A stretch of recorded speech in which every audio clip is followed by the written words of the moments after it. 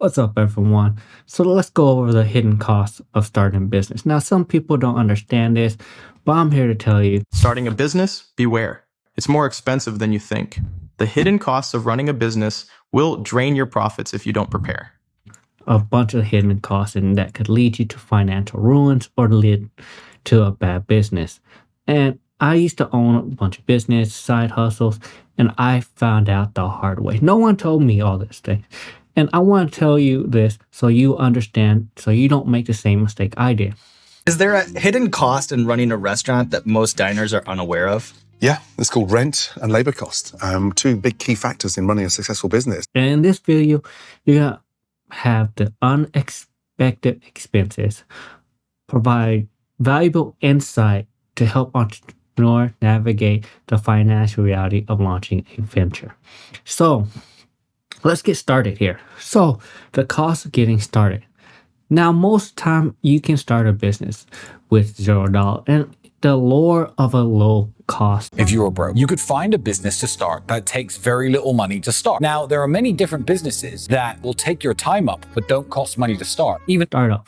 Yes, the cost to start up is low, but at the end of the day, there's always some initial infrastructure cost. Website, inventory, and legal fee. You cannot get away from those. So the inventory will cost you. Yes, you can pick up a lot of stuff from the side of the road, garbage, wherever you want, but you are eventually going to have to start buying inventory, and it is a hidden cost. If you do not know how to do the math on getting returns on it and do the math on what happened when someone said the item you got is a dead or broken, you're going to end up losing money. There's a reason why there's a markup from the people who purchase it and there's a large gap, because I did not know personally that how many people claim the item don't work or send back items that isn't even the same one that you sent to them. So they will scam you. And the other hidden cost is incorporation and obtaining a license. Yes, there is a reseller license. Yes, there is a license to cut hair. Yes, there is a license for health and inspection. So there is a lot of fees that once you start getting bigger, you cannot avoid, and it will cost you money. So you do need to understand this, and there is a lot of licensing fees, insurance, and that you're gonna have to pay. So yes, you can start a business with $0, but at the end of the day, once you start making money, it's gonna start costing you money to maintain that business. And that's the truth of the matter. You're going to have a website cost. You're going to have a cost to keep inventory, and you're going to have legal fees. Those are the fees you cannot get away from. Legal fees could be anything from accountants to CPAs to XYZ. You're gonna have legal fees. And if you want to be noticed, you will have a website. So guess what? You're going to have these fees. So let's go with the ongoing reality on unexpected expenses. And this is what really got me, that I did not understand. The market and advertising costs beyond basic. So whenever you just do simple things, it costs you nothing. But whenever you start growing your business, you're gonna find out marketing your company is very expensive. And it's unexpectedly expensive. Like, they make a lot of money to advertise your stuff. And it costs a lot of money to get pamphlets made. It costs a lot of money to do everything. Yes, you can do everything on a cheap side, but it's still going to cost you money to print out pamphlets. Still going to cost you money to advertise. So at the end of the day, marketing and advertising is very expensive, and it's an unexpected expense if you want to grow. Yes, some people talk about it, but at the end of the day, if you want to advertise on Facebook, it's going to cost you hundreds and sometimes $20,000 to advertise on Facebook to get it out there to the local community. If you want to advertise your mechanic shop on Instagram, okay, you might be able to do it for free, but you're not going to get as much attention unless you push advertisement for your company. So it's going to cost you money. And the unexpected maintenance. So how much does Google Ads cost really? Well, we all hate the answer. It depends, right? So here is some 2021 data thanks to WordStream to show us exactly how much we can expect to pay per click based upon our niche and industry. And of course, every niche and industry is different because everyone has a different business model. These are just averages. And repair needs. I'm going to tell you right now, me renting out a place in commercial real estate, you need to understand that nothing is covered by your renter. So guess what? The owner's not paying for anything. Your AC go out at your commercial site, you pay for it. A wall breaks open, you pay for it. Your toilet don't work, you pay for it. The only time in a business where you don't pay for it is pretty much, I don't even know. You pretty much always had to cover about it.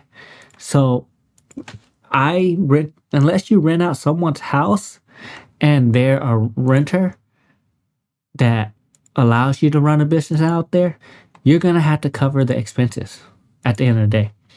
You, as a business owner, the commercial side, you pay for everything. Maintenance fees, if anything breaks. And this doesn't even count if you have vehicles for your business. Let's say you own a maid service and every one of your maid or cleaning ladies have a vehicle. If one of them crash, you pay for it. If the oil needs to be changed, you pay for it. The gas, you pay for it. These will add up. The maintenance fee will add up, and this is what you have to understand. If you own a forklift rental company, you have to pay to maintain the forklift. So there are a lot of costs to maintain your equipment. And for me, it was the test equipment. Me sending my test equipment out every year cost me thousands of dollars. And you have to do it. If you want to keep up with regulation. And this is the thing you have to understand. If you want to keep up with industry standard, you have to pay these maintenance fee. And when things break, you have to pay for it. No one's going to pay for it for you. And then the other fee that I didn't really expect to happen is software subscription fee and digital tools. Meaning QuickBooks, your bookkeeping, the CRM system you're using, the Excel, Microsoft system you're using for the office, your computer license and subscription, all that stuff, I did not even think that I was going to have to pay. So I didn't think that when I got, 30 employees at one time, every single one of them needed Microsoft Office and Outlook. Guess who had to pay for that? And the emails are not free. So guess what? When you get to that level, I had to pay for everyone's email, which was about $15 a month. I had to pay for everyone Microsoft Office, which was about $150 per person a year. And then I had to pay for QuickBooks, which was counting how much business it was doing. It could be $45 a month to $200 or $300, counting on what level of access I need everyone to have. So you understand it's very expensive. And the CRM system is not cheap either, especially whenever you get into the bigger and you need more stuff done with it. So yes, those are a bunch of hidden costs that a lot of people don't think about. Now, here is another thing that people do not understand: the invisible cost of time and energy. Now, your true value is your time and effort. And when you own a business, when you first get it started, you think, oh, I don't have to do much. Reality is,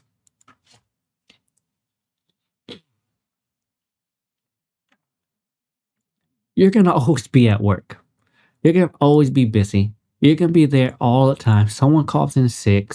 You need to cover for people. As the owner, you cannot get away with it. Maybe as a manager, you can try to pawn it off. But as the owner, you're going to have to get coverage. You're going to have to get things done. And you're going to always be at work and you're going to be stressed out. At the end of the day, I was always at two places. I'll go to work. After work, I had to rush to make sure everything gets done, everything gets shipped out, everything was done. Because people will drop the ball, people will be lackadaisical, even if you hire the best people. So you need to understand it's a lot of time you have to put into it. and the opportunity cost of pursuing your venture. So, how much time and it's going to take from your family? How much time is it going to take from everything else around you?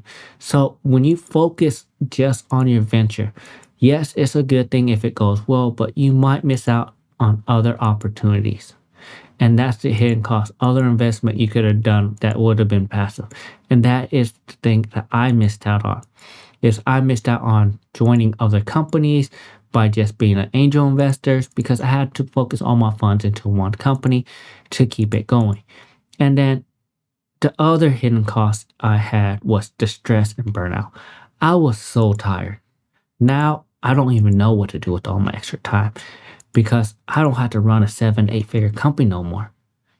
I mean, you know how much time and effort that takes whenever you have to do all the billing, all the bookkeeping, all the emails, run the day-to-day operation, and still try to spend some time with family. It just isn't easy. And I still kept a 9 to 5, so it was not easy. So once I got rid of it, I had more time to do it with my life than I would ever expect it. And I do not miss it. Well, I kind of do. I do like owning a business, but I don't ever want to grow that big again. Now, here's the other thing I'm going to tell y'all. Avoiding financial surprises. And I just went over a lot of things that you're going to be surprised with. But let's talk about how to really avoid it. Build a comprehensive budget with contingency plan. Yes, as a business owner, you're going to have to start budgeting.